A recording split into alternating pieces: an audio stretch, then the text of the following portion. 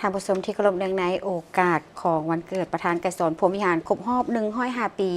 ทีมข่าวโทรภาพแห่งชาติของพวกเขาได้มีบทความเกี่ยวกับประธานไกรสอนพรหมวิหารผู้นำของการปฏิบัติลาวผู้หนึ่งที่มีความปีศาจสามารถซึ่งเพิ่นเติบโตในครอบครัวข้าราชการในสภาพที่ประเทศชาติตกเป็นหัวเมืองขึ้นของจักรพรรดิต่างดาวและประชาชนตกอยู่ในความลำบากยากเข็ญมานำเสนอประธานไกรสอนพรหมวิหารแม่นผู้นำของการปฏิบัติลาวผู้หนึ่งที่มีความปีศาจสามารถมีความฉลาดลักแหลมมีไหวพริบแหลมคมมีน้ำใจปฏิบัติเด็ดเดียวเหนียวแน่นเพิ่นเติบโตในครอบครัวข้าราชการในสภาพที่ประเทศชาติตกเป็นหัวเมืองขึ้นของจักรพรรดิต่างดาวและประชาชนตกอยู่ในความลำบากยากเข็ญประธานไกรสอนพรหมวิหารได้มีความตื่นตัวและได้ร่วมกับเพื่อนสหายที่มีน้ำใจรักชาติเพื่อซอกเส้นทางกอบกู้เอาเอกราชแห่งชาติเพิ่นได้นำพาปลุกระดมเต้าโฮมสามัคคีประชาชนทุกเผ่าทุกสั้นคนอย่างกว้างขวางลุกขึ้นต่อสู้ด้วยการสมทบกับการต่อสู้ด้านต่างๆอย่างแน่นแฟ้นประธานไกรสอนพรหมวิหารได้รับความไว้วางใจและได้รับการมอบหมายให้รับผิดชอบหน้าที่อันสำคัญยิ่งด้วยอายุเพียงแต่35 ปีเพิ่นได้ทุ่มเททั้งกำลังกายความรู้สติปัญญาอย่างสุดขีดและมีความสามารถประดิษฐ์สร้างสูงในการปฏิบัติหน้าที่และความรับผิดชอบของตนแนวคิดซี่น้ำของประธานไกรสอนพรหมวิหารแสดงออกในแต่ละขงเขตเวียกงานอย่างลึกซึ้งและรอบด้านสอดคล้องกับแต่ละระยะของการปฏิบัติดังนี้แนวคิดซี่น้ำเกี่ยวกับเวียกงานก่อสร้างกำลังประกอบอาวุธยามใดเพิ่นก่อสุมสติปัญญาเข้าในการค้นคว้าวางแนวทางด้านการทหารด้วยการดำเนินสงครามประชาชนการสร้างกำลังประกอบอาวุธสร้างแนวหลังและพื้นฐานเวียกงานป้องกันชาติป้องกันความสงบในทั่วปวงชนรอบด้านซี่น้ำการทหารเพื่อต้านและต่อสู้กับลัทธิลาเมืองขึ้นแบบเก่าและแบบใหม่แนวคิดด้านการทหารดังกล่าวได้ส่องแสงให้เห็นถึงกฎเกณฑ์ขยายตัวของการต่อสู้ปลดปล่อยชาติในเงื่อนไขตัวจริงของประเทศชาติเฮาแม่นการประสานสมทบอย่างกลมเกลียวระหว่างวิทยาศาสตร์ที่เป็นมูลเสื้อการต่อสู้ของชาติกับสิ่งยอดยิ่งด้านการทหารแมนป้องกันชาติป้องกันความสงบทั่วปวงชนรอบด้านแนวคิดซี่น้ำของประธานไกรสอนพรหมวิหารเกี่ยวกับเวียกงานก่อสร้างภาคให้นักแน่นเข้มแข็งเพิ่นได้ถือเวียกงานก่อสร้างภาคเป็นปัญหาตัดสินทุกไซสนะของการปฏิบัติเพิ่นได้ให้ทัศนะว่าพรรคเฮาในฐานะเป็นพรรคกำอำนาจแม้นมีความรับผิดชอบโดยกงต่อการคงตัวและขยายตัวของระบบใหม่ในประเทศเฮาเวียกงานก่อสร้างพรรคเป็นเวียกงานที่มีความหมายสำคัญแม้นความจำเป็นภาวะวิสัยทั้งเป็นยุทธศาสตร์สิ่งดังกล่าวได้ซี่บอกว่าพวกเฮาจำเป็นต้องเพิ่มทวีการก่อสร้างพรรคให้นักแน่นเข้มแข็งทางด้านการเมืองแนวคิดและการจัดตั้งเสื้อสู่บทบาทของพรรคให้สมเป็นแกนนำในระบบการเมืองประธานไกรสอนพรหมวิหารเป็นผู้ที่มีแนวคิดริเริ่มเปลี่ยนแปลงใหม่แนวคิดเกี่ยวกับเปลี่ยนแปลงใหม่บ่ได้เกิดขึ้นโดยบังเอิญแต่หากเกิดขึ้นบนพื้นฐานการค้นคว้าอย่างลึกซึ้งเกี่ยวกับนโยบายเปลี่ยนแปลงใหม่ในแต่ละขงเขตในนั้นแม้นเปลี่ยนแปลงใหม่ด้านจินตนาการในขงเขตเศรษฐกิจเพิ่นได้มีความกล้าหาญประดิษฐ์สร้างในการหมุนไส้ทฤษฎีของนักมาร์กซิสต์เข้ากับเงื่อนไขและสภาพจุดพิเศษของประเทศเฮาเพื่อเฮ็ดให้แนวทางเปลี่ยนแปลงใหม่ดำเนินไปอย่างถูกต้องตามทิศทางและจุดหมายที่วางไว้ทั้งรับประกันเสถียรภาพและความมั่นคงของระบอบประชาธิปไตยประชาชน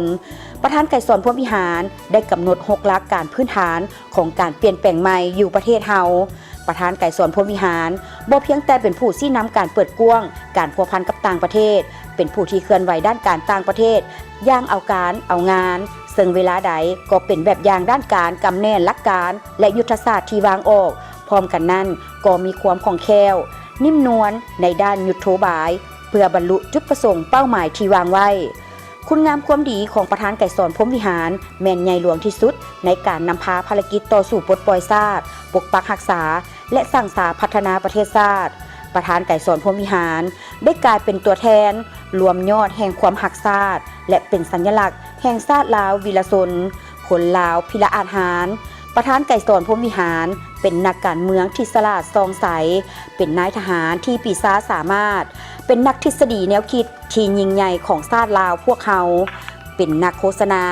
ปาฐกถาที่สำนาญเพิ่นเป็นผู้กำแน่นหลักมูลพื้นฐานของสัจจะวิภาคมาร์กเลนินกำสภาพความเป็นจริงของประเทศชาติและประชาชนลาวบรรดาเผ่าเป็นผู้เผยแพร่ทฤษฎีปฏิวัติย้ำใดก็ยึดมั่นแนวคิดที่ถือเอาประชาชนเป็นก๊ก เสริมขยายบทบาทเป็นเจ้าของประชาชนอย่างสุดขีดอิงใส่ประชาชนและเสื่อมั่นอย่างนักแน่นในกำลังแหงของประชาชนประธานไก่สอนพรหมวิหารได้เอาใจใส่ในการค้นคว้าแนวทางแผนนโยบายของพรรคนโยบายของรัฐโดยได้สุ่มใส่ซี่นำพาอย่างใกล้ชิดในแต่ละของเขตเวียกงานอย่างรอบด้านและลึกซึ้งเป็นต้นของเขตเศรษฐกิจการเมืองการศึกษาวัฒนธรรมสังคมเวียกงานก่อสร้างรากฐานการเมืองพัฒนาชนบทและแก้ไขความทุกข์ยากเวียกงานป้องกันชาติป้องกันความสงบเวียกงานต่างประเทศเวียกงานแนวโฮมและเวียกงานองค์การจัดตั้งมหาชนและอื่นๆประธานไก่สอนพรหมวิหารได้ออกแหงค้นคว้าหำเฮียนทางด้านทฤษฎีบรรดาบทเรียนทางได้ลงภาคปฏิบัติตัวจริงเพิ่นยังได้เอาใจใส่ต่อการยกระดับความรู้และความสามารถเอาใจใส่ในภารกิจสร้างคนหุ่นนุ่มให้กลายเป็นผู้สืบทอดภารกิจปฏิบัติของพรรคอย่างสมเกียรติในวิถีเฮ็ดเวียกของประธานไก่สอนพรหมวิหารเพิ่นได้ถือสำคัญและปฏิบัติอย่างเข้มงวดอยู่3ประการคือการชี้นำพาของเพิ่นย้ำใดก่อเฮ็ดเป็นหมู่คณะใกล้ชิดติดแทดกับมหาชนอิงใส่บทเรียนและหัวคิดดัดสร้างของมหาชนเพิ่นเคยเว้าไว้ว่าต้องเรียนเขียนและฮู้แล้วจึงมีการกระทำปฏิบัติที่ถูกต้องตลอดระยะแห่งการเป็นผู้นำสูงสุดของพรรคและรัฐเฮายามใดก็สิทิศเยียงทางแห่งการก้าวเดินสู่ไสยชนะของการปฏิบัติลาวเพิ่นเป็นผู้นำที่เด็ดขาดและมีหัวคิดประดิษฐ์สร้างกล้าคิดกล้าเฮ็ดกล้ารับผิดชอบประธานไก่สอนพรหมวิหารเป็นแวงแย้งอันใส่แจ้งและเป็นแบบอย่างอันประเสริฐเลิศล้ำด้านคุณธาตุการเมืองคุณสมบัติศีลธรรมปฏิบัติแบบแผนวิธีเฮ็ดเวียกก็คือแบบแผนดำรงชีวิตให้แก่พนักงานสมาชิกพรรคนักรบและประชาชนบรรดาเผ่า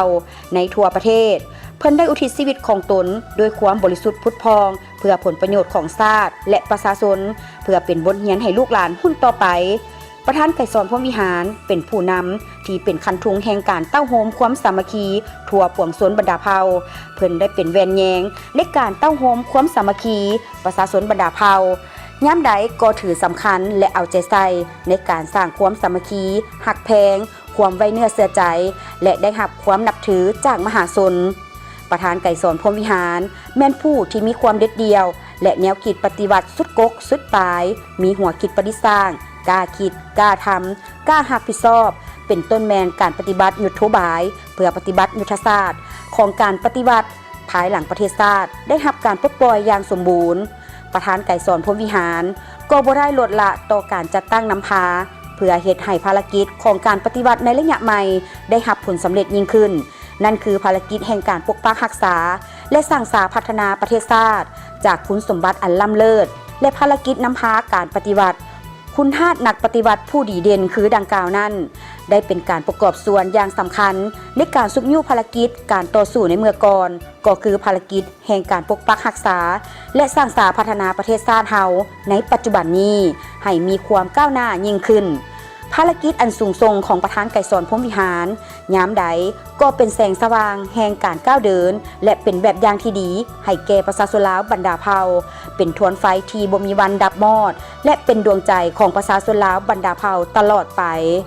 ประธานไก่สอนพรหมวิหารผู้นำของการปฏิบัติลาวผู้หนึ่งที่มีความปีศาจสามารถ